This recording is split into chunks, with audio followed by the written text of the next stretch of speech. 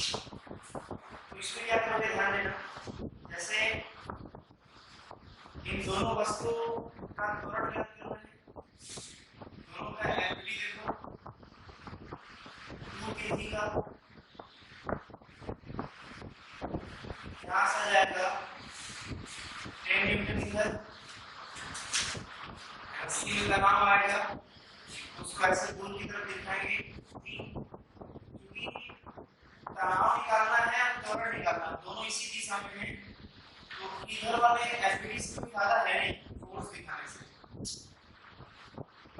3 kg का तनाव ऊपर रस्सी है, यहाँ भी तनाव वही होगा जो यहाँ पर होगा, इसको भी मान लो नीचे की तरफ 30। अब तुम ऐसे अपने मन से सोचो, देखो भले जब फोर्स लग रहा हो तो तुम मानने के लिए तुम त्वरण इधर भी मान सकते हो, जब इसका त्वरण इधर मानोगे तो ये ऊपर आएगा, क्योंकि इधर जाएगा तो ये ऊपर जाएगा, या तो तुम इसको नीचे जाते हुए मान सकते हो, और जब इसको नीचे जाते हुए मानोगे तो ये आगे जाएगा, कोई भी एक अपने मान से मान लो। अगर तुम गलत माने रहोगे तो त्वरण आएगा लेकिन माइनस में आएगा, है ना। अगर तुम गलत मानोगे तो त्वरण वही आएगा जो आना चाहिए, बस माइनस में आ जाएगा। जैसे 3 metre per second square expression आना चाहिए, तो -3 metre per second square expression आ जाएगा। मतलब इसको इधर मान लेते हैं, इसका त्वरण इधर मान लेते हैं, इसका त्वरण इधर मान लेते हैं, है ना। तो अगर इसका इक्वेशन सरल बढ़िया बनाओगे तो बोलेंगे नीचे की तरफ का बल ज्यादा होगा, क्योंकि नीचे त्वरण बराबर 3 मास इनटू एक्सीलरेशन, यहाँ पर t ज्यादा होगा, tan कम होगा, क्योंकि त्वरण आगे है, t माइनस tan बराबर 2 into a। अब जोड़ देंगे t से t कैंसिल, 30 माइनस tan और t बराबर 5a, a equal to 4 metre per second square. यहाँ से ध्यान देना, यहाँ से t minus tan equal to 2 into a, b बराबर इधर चला जाएगा 10 प्लस 2 into a का वैल्यू 4, यहाँ से जाएगा 18 न्यूटन। तो ये आ गया त्वरण 4 मीटर पर सेकंड स्क्वायर और तनाव आ गया 18 न्यूटन। और कर लेना,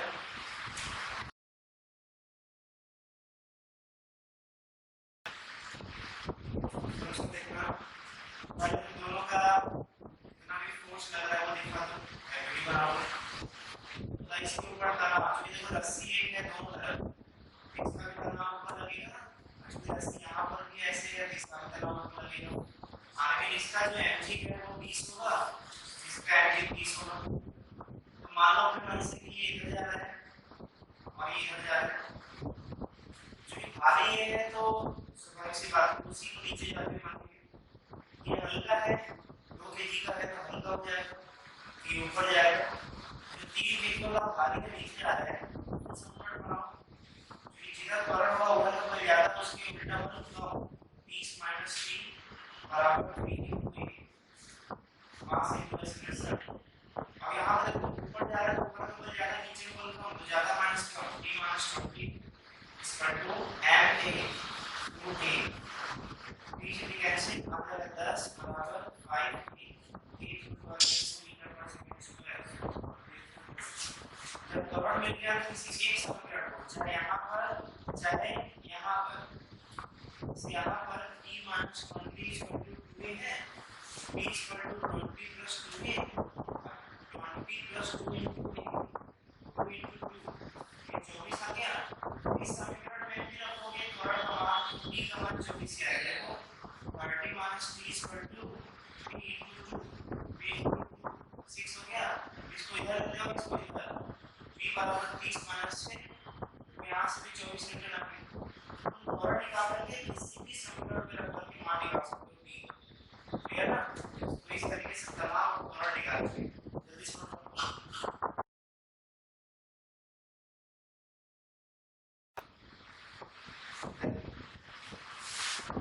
क्या करेंगे, सबसे पहले तीनों को लगने वाली फोर्स को दिखाएंगे, फिर शुरू करते हैं 1 kg से। 1 kg के ऊपर देखो ऐसा करते हैं, इसमें तनाव T1 और इसमें तनाव T2 मान लेते हैं, क्योंकि इनको वाला रस्सी इस पार आया है तो इसका तनाव T2 मान लेते हैं। अब यहाँ से जो है अगर 1 kg का बनाएंगे तनाव ऊपर हो जाएगा, नीचे 10 उसका ऊपर का सब और 3 केजी का बनाएंगे, 3 केजी वाले में 3 का 30 हो जाएगा नीचे और 3 हो जाएगा ऊपर। उसी तरीके से 6 केजी का बनाएंगे। अच्छा ध्यान देना 3 केजी वाले में ऊपर भी रस्सी है नीचे भी, ऊपर से भी तनाव लगेगा नीचे से भी, नीचे तनाव कितना हो जाएगा, इसका नाम दे देंगे T1। अब 6 केजी का जो है T2 ऊपर लग जाएगा क्योंकि ये यही कांटेक्ट है, एक रस्सी से तनाव लग जाएगा और एक जो उसका 60 ऊपर लग जाएगा। अब चलो बताओ देखो पहचानो कौन किधर जाएगा, दोनों के इस साइड 3 में 4 केजी का द्रव्यमान है, इस साइड का 6 केजी है, भारी तो इस साइड हुआ ना, तो जो भारी पड़ेगा वो नीचे लेते आएगा, इसका मतलब इसका पकड़ नीचे होगा, बाकी इस तरफ का द्रव्यमान का पकड़ ऊपर हो जाएगा क्योंकि नीचे जाएगा तो ये ऊपर जाएंगे, ये ऊपर हो जाएगा, इसका पकड़ ऊपर हो जाएगा। अब एक एक करके सबका समीकरण बनाते हैं। बताइए ऊपर जा रहा है तो ऊपर का बल जाता है, नीचे का बल का P1 - 10 बराबर m * d। इसका देखो ये ऊपर जा रहा है, ऊपर का बल जाता है P2 - T1 - 30, P2 - T1 - 30 दोनों को घटाएंगे इसमें से, क्योंकि ये ऊपर जा रहा है, ऊपर जाएगा तो ऊपर का बल ज्यादा होगा, ये दोनों घटा दिया बराबर। अब ma 3 * a, इसका देखो ये नीचे जा रहा है,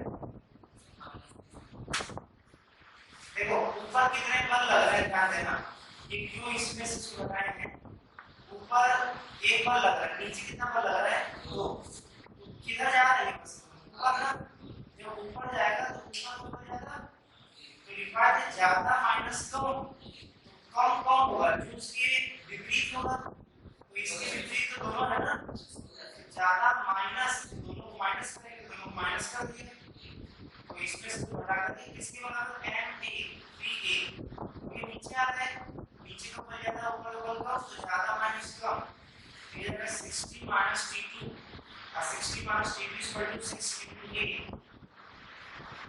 अब यहाँ से T1 से T1 कैंसिल, T2 से T2 कैंसिल, आ जाएगा 60 - 30 - 10 आ जाएगा कितना 20, ये कितना आएगा जोड़ लेना 10a, एक का बल कितना आ गया। अब तुम्हें T1 पाना है तो इस समीकरण को उठाओ, T1 - 10 = 1 * a, T1 बराबर 10 इधर चला जाएगा तो प्लस हो जाएगा 1 * a का मान 2 या फिर 12 न्यूटन। अगर तुम्हें T2 पाना है तो इस समीकरण को हल करो, अगर T2 पाना है इस समीकरण को उठाओ, यहाँ से कितना आ जाएगा T2 = 60 - 6a, यहाँ से आ जाएगा 60 - 6 * a का मान कितना हो जाएगा, यहाँ से कितना आ जाएगा 48, क्या है T2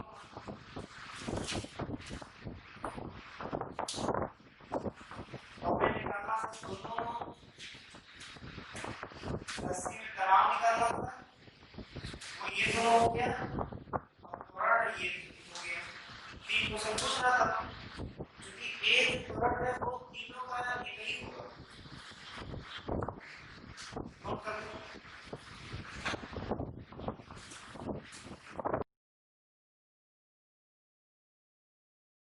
क्वेश्चन में क्या पूछ रहा है, पूछ रहा है कितने त्वरण से ये नीचे आएगा और ये सतह जो है वो F पर कितना बल लगाएगा, तो यहाँ पर नहीं काम जो 4 स्टेप रिक्वायर्ड है वो सब हम हल करेंगे। जैसे यहाँ पर जो है जो रिक्वायर्ड है वही करो, जैसे देखो सतह इस वस्तु पर एक लंबवत बल लगाएगा, उसको n मान देते और ये वस्तु का भार लगेगा उसको नीचे दिखाओ, ये हो गया। अब तीसरा भी फोर्स है क्या, तीसरा फोर्स नहीं है, एक तो कांटेक्ट वाला फोर्स है, कांटेक्ट एक से, तो कांटेक्ट एक से है तो एक बल लग गया, एक एनर्जी लगेगा नीचे की तरफ, दो बल एग्रीगेट से। अब ध्यान देना क्या बोला वस्तु का त्वरण कितना होगा। अब तुम प्रैक्टिकली सोचो कि जब ऐसे इंक्लाइन है, झुका हुआ समतल है, जब उसके यहाँ छोड़ो तो नीचे ऐसे स्लिप करेंगे तो इधर की तरफ जाएगा। इसका मतलब देखो अचानक वस्तु का त्वरण कितना होगा, वो हो जाएगा नीचे की तरफ। अब ध्यान देना जब वो नीचे की तरफ होगा तो तीसरा स्टेप क्या रिक्वायर्ड है।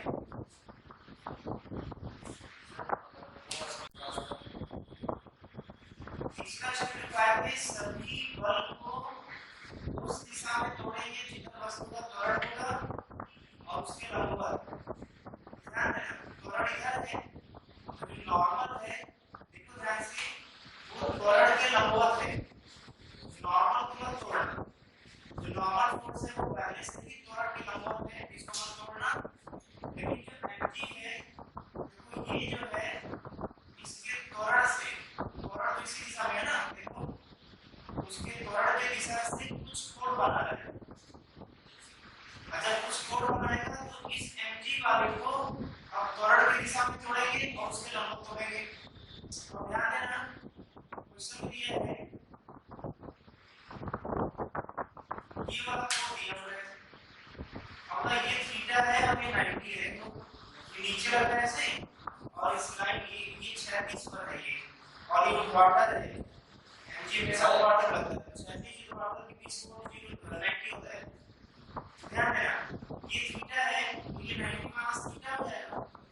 अब ध्यान देना इसको और कुछ समझाओ तो देखो ये वाला जो लाइन है, ध्यान देना ये लाइन त्वरण के लंबवत वाला लाइन है, त्वरण के लंबवत ये लाइन है।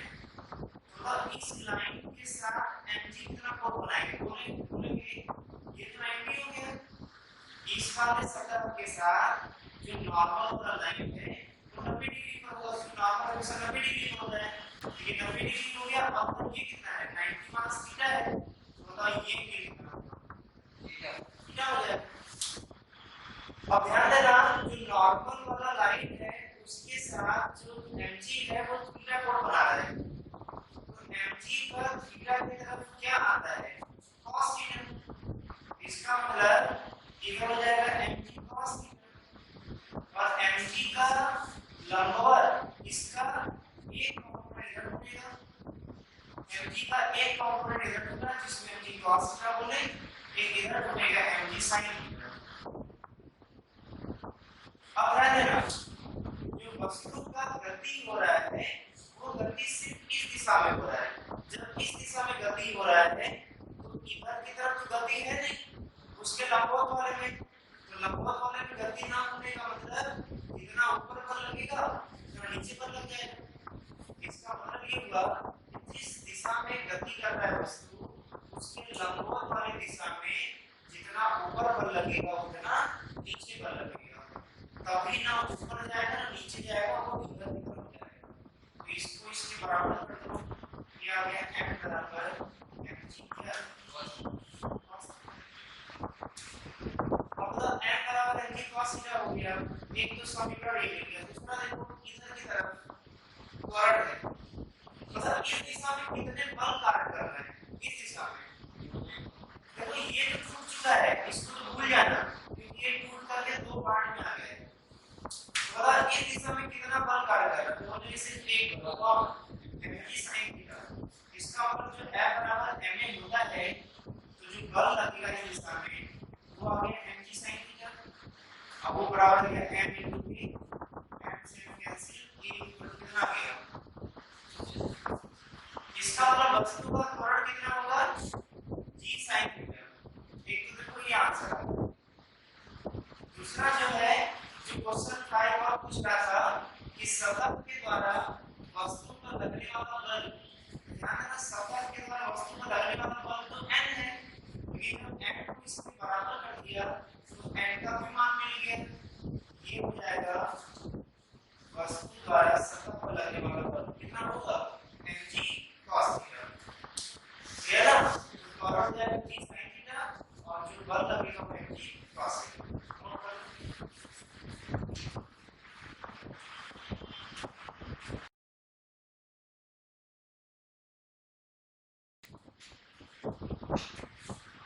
दोनों वस्तुओं पर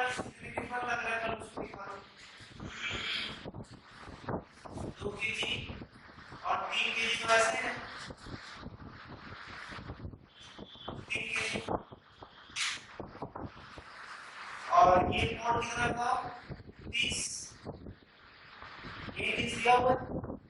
अब देखो ध्यान देना, तो जो इसका बना इसके साथ कौन कांटेक्ट में है, रस्सी। तनाव को लगा देना, रस्सी एक है, सर्किल तनाव भी एक ही मान लिया, यहाँ पर जो भी और मान लीजिए मंदिर हो गया इसी तरफ, इसका तो काम खत्म हो गया। इस पर आ जाओ, मतलब इसका कांटेक्ट कितने से है, दोनों की रस्सी से है और सतह से है। तो सतह वाला इसके ऊपर एन लगाएगा ऐसे, लेकिन ध्यान देना क्योंकि सतह के लंबवत लगता है और तनाव इधर लगेगा ऐसे, रस्सी की दिशा में तनाव लग जाएगा, एक लगेगा mg इधर। अब है कितना 3 केजी 30 हो जाएगा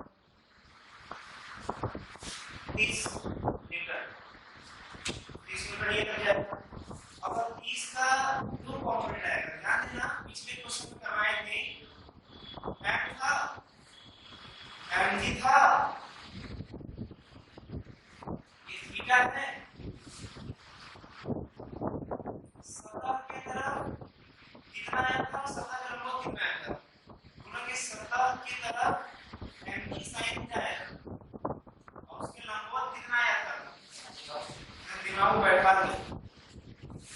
कभी भी किसी द्रव्यमान के mg मतलब भार का दो कंपोनेंट होना हो, एक सतह के दिशा में और एक सतह के लंबवत, जो सतह की दिशा में होगा वो mg sin थीटा होगा, सतह के लंबवत क्या होगा mg cos theta. sin theta सतह की तरफ, cos थीटा वाला पार्ट उसके लंबवत, मतलब mg का इधर की तरफ क्या आएगा 30 sin theta, mg sin theta इधर आ जाएगा mg मतलब 30, mg मतलब 30 cos थीटा 30, देखो ये आ जाएगा sin 31/2 और 30 15, ये आ जाएगा 15 रूट 3 देख लेना 15 आ जाएगा। अब देखो अगर तुम्हें सतह के द्वारा वस्तु पर मापन कितना बल लगेगा अगर वो पूछता, वो आता आंसर 15√3। अगर सतह के द्वारा बल पूछता तो, लेकिन ऐसा कोई बात नहीं है, वो सतह के द्वारा इसमें कुछ पूछा नहीं है, वो पूछा है त्वरण और तनाव।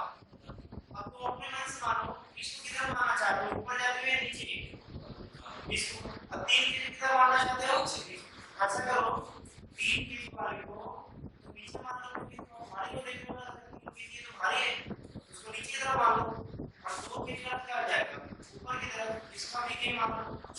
अब ये बताओ कि त्वरण की दिशा वाले में मतलब इस दिशा में कितने बल लग रहा है, बोले 2। अच्छा त्वरण की दिशा में 15 है और उसके विपरीत में है, तो जो त्वरण की दिशा वाला बल होगा वो ज्यादा होगा और उसके विपरीत वाला बल कम, तो बोलेंगे ज्यादा माइनस कम, मतलब 15 माइनस t। और कोई बल नहीं है, देख लो इस दिशा में और कोई बल नहीं है, 15 minus t equal to ma, m into a, b into a। इसमें तो ये ऊपर जाता है तो ऊपर का बल ज्यादा, नीचे बल कम, t माइनस 20 बराबर 2 into a। यहाँ से आ गया तो ये बगल में स्मार्ट 20 गिरा -5 ये 5 की तो ये बगल -1 मीटर पर सेकंड इस पर आ गया। तो एक बार बताया थे 2-3 क्वेश्चन पहले, यार कभी भी त्वरण माइनस में आ जाए तो आंसर एक ही होगा, जो एक आया है बस माइनस ये बताएगा कि जो हम लोग माने थे वो उल्टा माने थे, मतलब ये वस्तु नीचे न जा करके ऊपर जाएगा और ये ऊपर न जा करके नीचे आएगा, मतलब नेगेटिव मतलब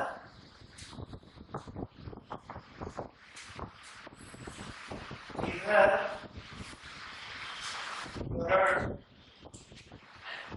माने हैं उसके विपरीत है, उसके विपरीत होगा। जैसे 2 केजी का त्वरण किधर होगा, 2 केजी का त्वरण नीचे, 3 केजी का त्वरण किधर होगा, 3 केजी का त्वरण जो हो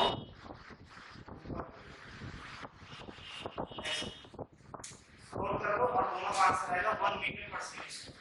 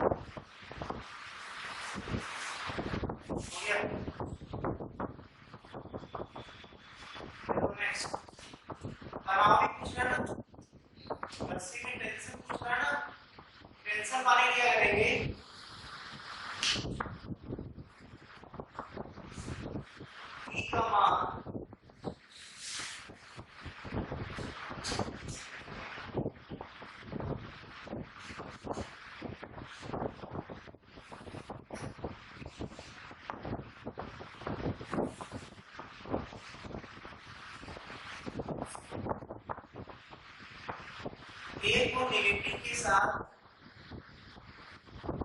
समीकरण में रख देंगे।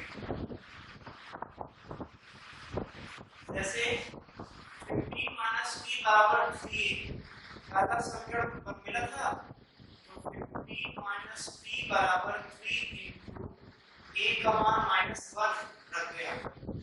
-1 रखोगे तो कोई आंसर आएगा। देखो p इधर कर दो, इसको कर दो, हमारा निकलना है कोई अंतर नहीं आएगा। देखो ध्यान देना, तो चाहते हो कि नहीं सर आप किस वाले से इसके वाले मदद से निकालिए। आप जब त्वरण ए माने थे नीचे, ये सही वाला है, जो माने थे वो तो ऊपर माने थे, तो गलत आ गया था क्योंकि माइनस आ गया था। किधर जाएगा? नीचे जाएगा। मतलब इसके ऊपर टी ऊपर लगेगा और 2 केजी है ना, 20 नीचे लगेगा। ये सही वाला है, तो यहाँ क्या करें? 20 माइनस टी बराबर 2a, मतलब f into a, 2 into, तो यहाँ से t का मान कितना आ गया? आप तो इसके अंदर कर इसको 20 माइनस 2। देखो जो डायरेक्ट हम -1 रख करके लाए हैं, टेंशन का मान 18, वो जो सही वाला मान करके भी करोगे तो 18 नहीं है। इसलिए कुछ सही मत मानना, जो a का मान माइनस है उसी समीकरण में रख देना, जल्दी से आ जाएगा आंसर। क्यों मानने जाओगे फिर दोबारा बनाने जाओगे? क्लियर ना? तो नोट कर लो, ये जो है तनाव निकालने का तरीका है।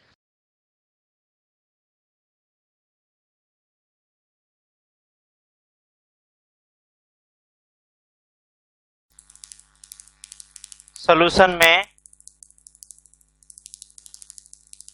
दोनों का देखो, एक तो इस तरफ है और दूसरा इस तरफ है।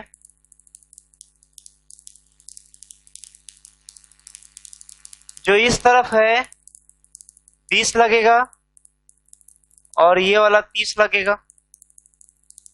बताओ इसका तो यहां से जो कोण बनाएगा उसी कोण का साइन वाला पार्ट आता है इधर, तो 20 20 साइन 30।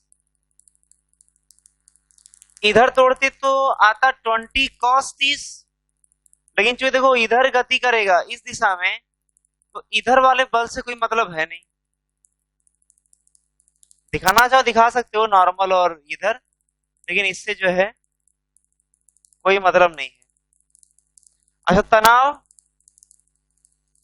पीछे लग जाएगा। और जब 3 केजी की बात करेंगे तो 3 केजी वाले केस में तनाव तो जो ऊपर लगेगा वो तो सही है, लेकिन बताओ इसका फिर इधर आएगा और इधर साइन वाला पार्ट आता है। हमेशा जिधर झुका होता है उधर की तरफ, सतह की तरफ साइन वाला पार्ट, तो 30 साइन 37। अब इधर इधर का जो है वो नहीं दिखा रहा है, इस वाले दिशा का। अब ध्यान देना, ये टूट गया और ये टूट गया।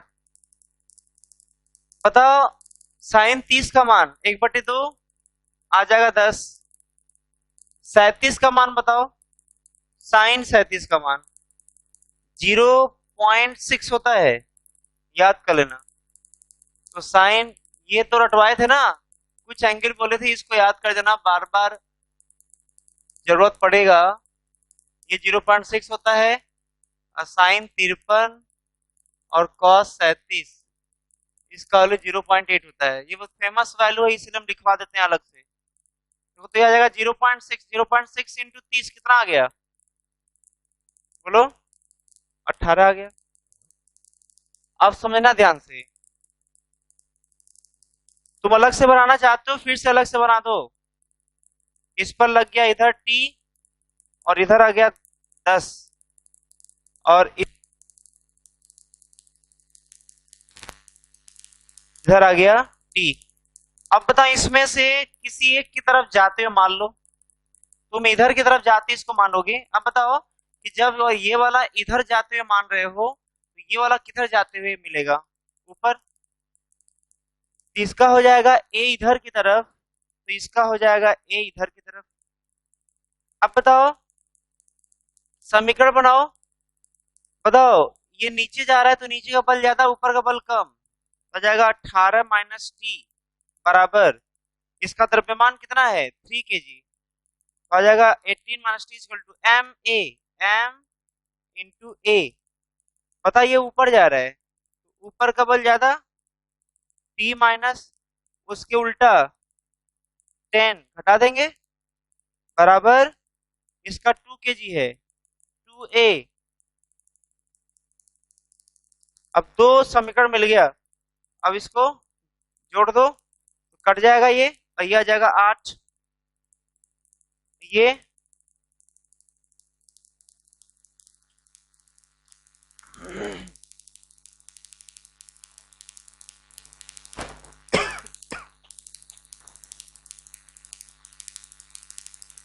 अब देखो यहां से मान निकाल लो, t minus 10 equal to 2 into a का मान 1.6, t बराबर 10 प्लस 3.2, ये आ गया टेंशन और ये आ गया त्वरण, यही दोनों पूछ रहा था। देखो एक स्प्रिंग तुला होता है, स्प्रिंग तुला, देखो ये क्या होता है स्प्रिंग तुला, जैसे तुम लोग कभी गैस सिलेंडर में गैस भरवाने के लिए जाते होगे, तो कुछ इस तरीके का सिस्टम वहां पर रहता है, ये रीडिंग दिया रहता है, और यहीं से ऐसे जो है इस तरीके से इसमें गैस सिलेंडर लटकाने के लिए सिस्टम दिया रहता है।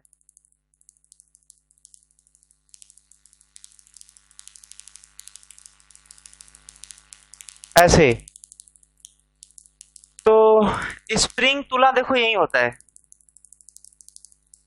तो जो इस तरीके से सिस्टम बनाया गया होता है किसी गैस सिलेंडर को इसमें हैंग कराने के लिए, लटकाने के लिए, जो गैस सिलेंडर को इसमें ऐसे हैंग करा देते हैं, तो वो इस स्प्रिंग तुला को से खींचता है, तो जहां पर वो आकर के उसका स्प्रिंग तुला जो है वो जहां पर आकर टिकता है, मान लो ये 0 kg है, 1 kg, ये 2 kg, ये 3 kg, तो जहां पर ये नीडल आएगा वो हम देख लेंगे कहाँ पर आया हुआ है, तो बोल देंगे अगर 2 पर आकर के रुका है तो 2 kg इसका भार है, इसका द्रव्यमान 2 kg है। तो ध्यान देना स्प्रिंग तुला काम होता है किसी वस्तु का भार मापने के लिए केजी में, मतलब ये कह सकते हैं उसका द्रव्यमान मालूम करने के लिए। तो ये तो लिख सकते हो तुम लोग, स्प्रिंग तुला का काम होता है किसी वस्तु का द्रव्यमान ज्ञात करना।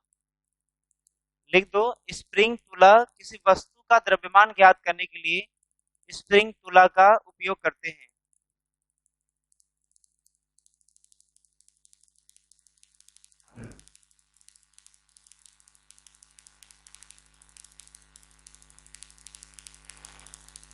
किसी वस्तु का द्रव्यमान ज्ञात करने के लिए स्प्रिंग तुला का उपयोग करते हैं।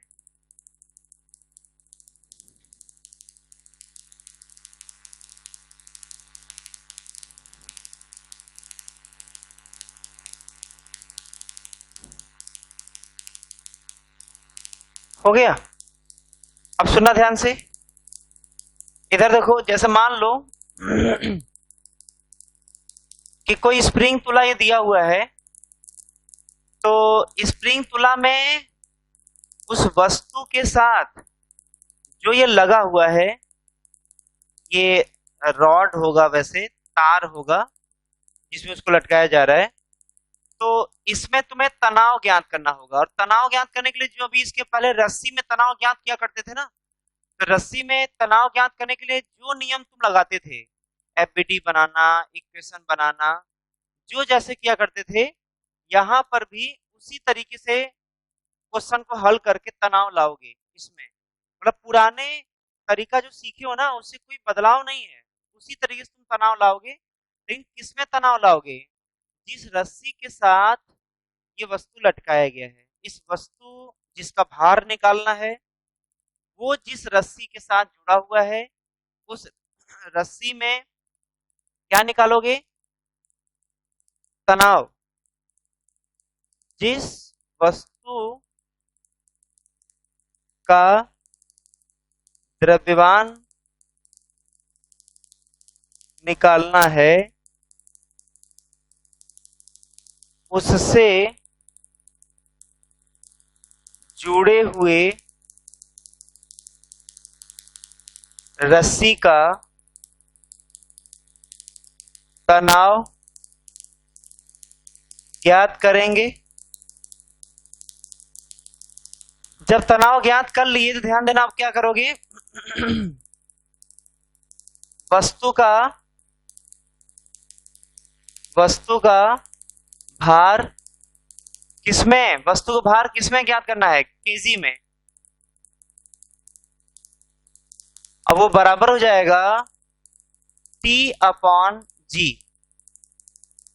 वस्तु का भार किसमें ज्ञात करोगे? केजी में। तो उसके लिए क्या करेंगे? जो तनाव आया रहेगा, तनाव T, जो यहां से हल करके लाए रहोगे, उस T को यहां पर रख देना और G से भाग दे देना। जो आएगा वही वस्तु का भार होगा, किसमें? केजी में। देखो इसका एग्जांपल, जैसे मान लो कि यहां से कोई स्प्रिंग तुला लगा है और वो जो है यहाँ पर 5 kg के द्रव्यमान से लटकाया गया है ऐसे। अगर तुम्हें इसका भार मालूम करना है, वैसे तो हम 5 kg ऑलरेडी दे दिए, ये पूरा स्थिर है, ये पूरा स्थिर है। तो अगर हमें हमें जो है इसका रीडिंग बताना हो, स्प्रिंग तुला का माप बताना हो कि कितना वो मापेगा इसका द्रव्यमान, तो क्या करोगे? इसमें पहले तनाव ज्ञात करोगे। वो तनाव आएगा कितना? 5 kg का 50 नीचे। और चूंकि ये रुका है, मतलब संतुलित है, इक्विलिब्रियम में है, तो जितना ऊपर तनाव लगेगा वही तनाव 50 वाले के बराबर आ जाएगा। और जब तनाव आ गया तो बताओ, वस्तु का भार केजी में वो आ जाए। अब कहोगे सर भार है तो ये केजी में कैसे हो गया? ध्यान देना, भार का केजी में लाने का मतलब, देखो कभी कभी क्वेश्चन ऐसा आएगा, 2 kg भार, 2 किग्रा भार का वस्तु, तो जहां पर दिया रहेगा 2 किग्रा भार, तो समझ जाना ये कुछ और नहीं बल्कि mg है। ये एक साथ मिला करके दिया रहेगा, ध्यान देना, 2 किग्रा भार, या इसको इंग्लिश में देगा 2 kg वेट। तो 2 kg वेट का मतलब या 2 किग्रा भार का मतलब कुछ नहीं बल्कि mg होता है। इसलिए देखो यहाँ पे लाइन ऐसे घेर करके इसका पूरा मतलब यहाँ पे बता चुके हैं तुम्हें। क्या? इस पूरे का मतलब होगा mg, जहां पर m कितना है 2 और g का मान कितना है 9.8, या लगभग लगभग 10 ले लोगे, ये 20 आ जाएगा। पास में रहे तो सही मामले में कहा जाए तो 2 kg भार मतलब ये भार ही होता है, मतलब फोर्स होता है। वही चीज यहाँ बोलेंगे, वस्तु का भार किसमें? केजी में। अब वो आ जाएगा T/G। T आ गया 50, G का मान 10 लिए हैं, T आ गया 5 kg। इसका क्वेश्चन ज्यादा तुम्हें सिखाएगा जब थोड़ा हट करके थोड़ा अलग प्रकार का क्वेश्चन देंगे अभी हम, तब तब ये तुम्हें सिखाएगा। क्लियर ना? फिलहाल अभी स्प्रिंग तुला का लिख चुके हो। इसका काम होता है किसी वस्तु का द्रव्यमान मालूम करना, फिर उसके बाद इसको डायग्राम बना लो और ये लिख करके ये सूत्र लिख लो और एक इसको लिख लो। क्वेश्चन के माध्यम से तुम्हें ज्यादा अच्छे समझा सकते हैं। पहले इसको नोट कर लो, फिर क्वेश्चन देखेंगे।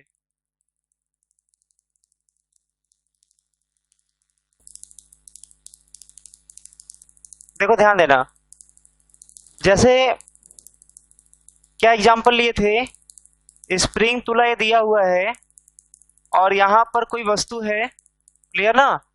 तो 5 kg का फार्मूले से ला करके 5 kg ही लाए थे ना। द्रव्यमान कितना बताया था? 5 kg फार्मूले से बताया था। लेकिन देखो अंतर तब आ जाएगा, इसको तो आप प्रैक्टिकली ऐसे सोचना कि मान लो तुम दुकानदार हो, तुम्हारे यहाँ कोई कस्टमर आया है गैस सिलेंडर भरवाने यहाँ पर। तुम क्या हो बताओ? अरे क्या हो तुम? दुकानदार। अब तुम ऐसे जो है यहाँ पकड़े हुए हो स्प्रिंग तुला को और गैस सिलेंडर यहाँ पे लटका दिया। अब तुम किए क्या, जो स्प्रिंग तुला से पकड़े थे उसको नीचे की तरफ ऐसे लेते आओ ए त्वरण से, और ए त्वरण का मान दे दिया 2 मीटर पर सेकेंड स्क्वायर। मतलब जो तुम ऐसे स्प्रिंग तुला पकड़े थे और यहाँ पर ऐसे गैस सिलेंडर को लटका कर देख रहे थे कितना इसका रीडिंग बता रहा है, तुम इसको जो है नीचे लेते आओ। कितने त्वरण से नीचे लेकर के आओगे? ए त्वरण से।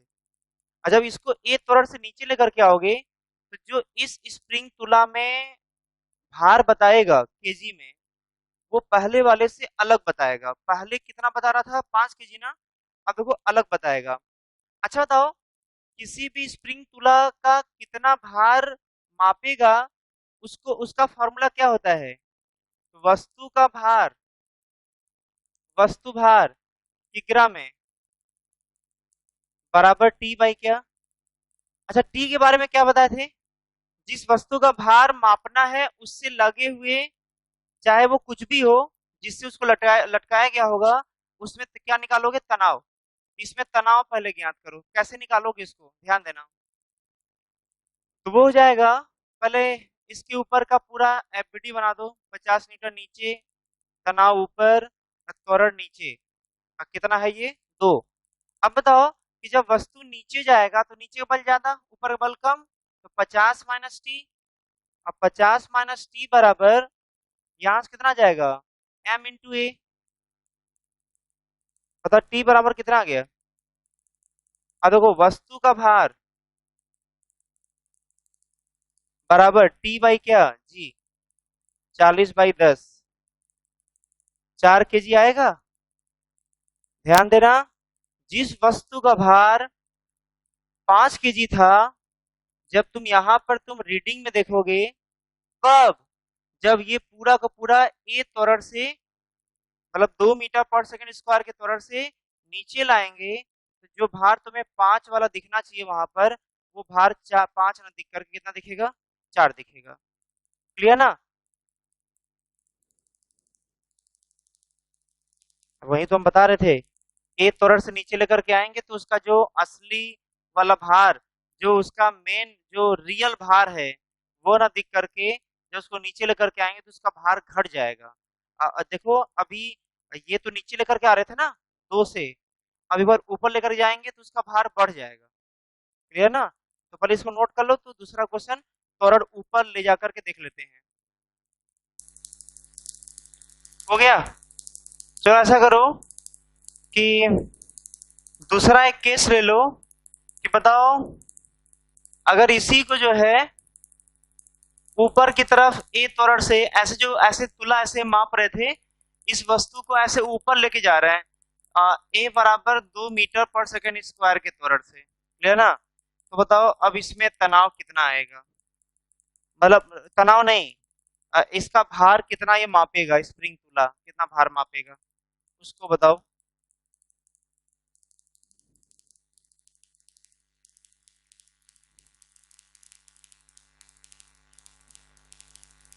हो जाएगा?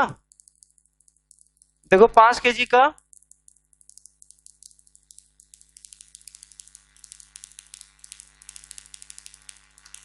यही दिया हुआ है।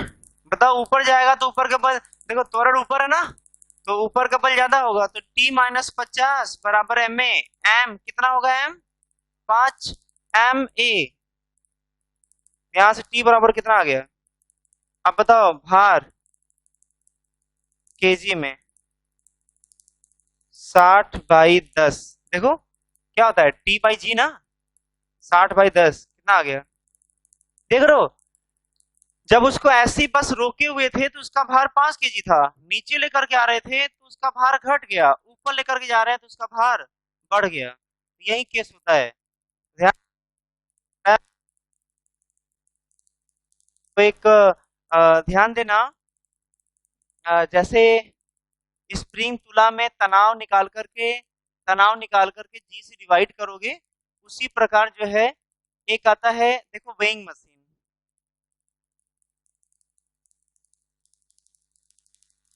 देखो वेइंग मशीन क्या होता है, ये भी तुम लोग देखे होगे कभी हॉस्पिटल में या फिर कहीं पर भी, वो ऐसे रखा होता है और इसके ऊपर तुम खड़े होकर के अपना वेट मेजर करते हो कि कितना किग्रा है। तो जो यहाँ पर गैस सिलेंडर या किसी भी सामान को ऐसे रख करके हम लोग मेजर करते थे और स्प्रिंग में बताता था कितने केजी का ये है, उसी तरीके से यहाँ पर तो टेंशन निकालते थे ना, लेकिन यहाँ पर जब होगा, जब किसी सतह के ऊपर खड़े होकर के रीडिंग देखोगे, तो यहाँ पर नॉर्मल फोर्स जो होगा, नॉर्मल फोर्स, वो नॉर्मल फोर्स आ जाएगा जब, हल कर लेना, अभी क्वेश्चन कराएंगे ज्यादा तुम्हें क्लियर होगा। तो मान लो नॉर्मल फोर्स आ गया, तो व, वस्तु का भार वस्तु का भार केजी में वो आ जाएगा N/g। स्प्रिंग तुला था तो क्या था? T/g। अब जब किसी सतह पर के ऊपर खड़े होगे तो वहां पर जो नॉर्मल आएगा उसका N/g करोगे। तो ऐसा करते हैं, स्प्रिंग तुला का ये एग्जांपल देख लिए, एक इसका भी एग्जांपल देख लो।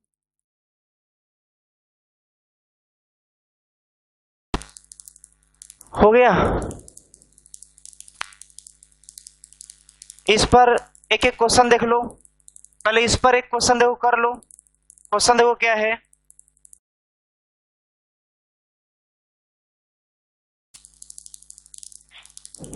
कितना? नहीं, देखो ध्यान देना, तुम्हें अगर इस ये कितना मापेगा, स्प्रिंग तुला